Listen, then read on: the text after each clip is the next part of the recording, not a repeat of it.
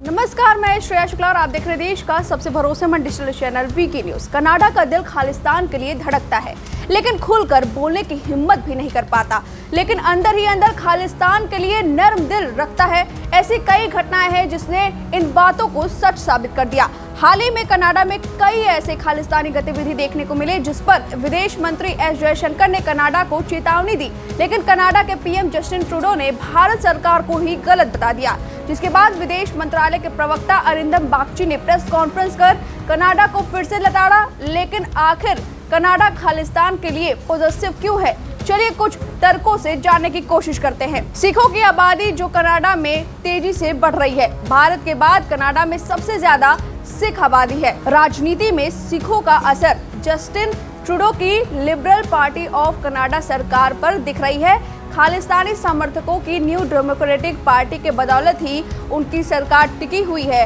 New democratic party के मुखिया है जगमीत सिंह, और जगमीत सिंह खालिस्तान आंदोलन के बड़े समर्थक है। ट्रूडो के लिए सत्ता में रहने का मतलब है जगमीत को खुश रखना। उनकी पार्टी का समर्थन ट्रूडो के लिए काफी जरूरी है। कनाडा के पीएम जगमीत को नाराज नहीं कर सकते, क्योंकि उनके साथ ही ट्रूडो की पार्टी हमेशा सत्ता में रह सकती है। जगमीत सिंह और ट्रूडो ने कॉन्फिडेंस एंड सप्लाइट एग्रीमेंट को साइन किया था। ये समझौता 2025 तक लागू रहेगा। जगमीत सिंह ट्रूडो के भरोसेमंद साझेदार बने हुए हैं। ट्रूडो के समर्थन से सुरक्षित सिंह भारत के खिलाफ और खालिस्तानी मुद्दे के समर्थन में आगे बढ़ते जा रहे हैं। सिखों के प्रति उदारता के कारण कनाडाई पीएम को मजाक में सोशल मीडिया पर जस्टिन सिख ट्रूडो भी कहा जाता है। 2015 में जस्टिन ट्रूडो ने कहा था कि उन्होंने जितने सिखों की अपनी कैबिनेट में जगह दी है, उतनी जगह भारत की कैबिनेट में भी नहीं है। कनाडा में भारतीय मूल के 24 लाख लोग हैं, इसमें से 7 लाख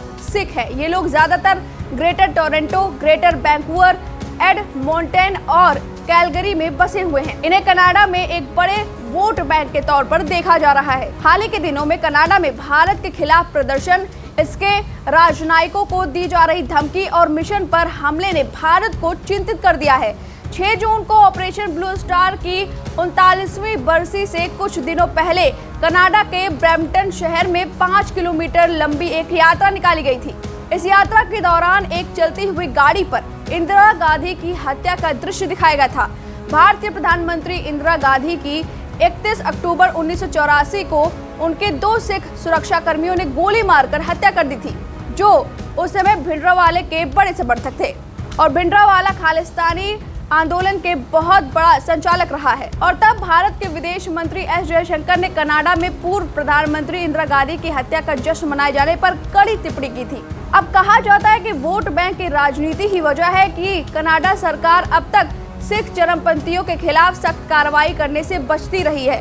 भारत के विदेश मंत्री एस जयशंकर ने भी इसी बात पर इशारा भी कर रहे हैं। पिछले दिनों कुछ प्रदर्शनों के बाद अब एक बार फिर सिख फॉर जस्टिस के संयोजक गुरपतवंत सिंह पन्नू ने 19 जून को मारे गए चरमपंथी हरदीप सिंह निज्जर के समर्थन में टोरंटो और वैंकूवर में भारतीय मिशनों के खिलाफ प्रदर्शन की अपील की है, जो कि कनाडा में है।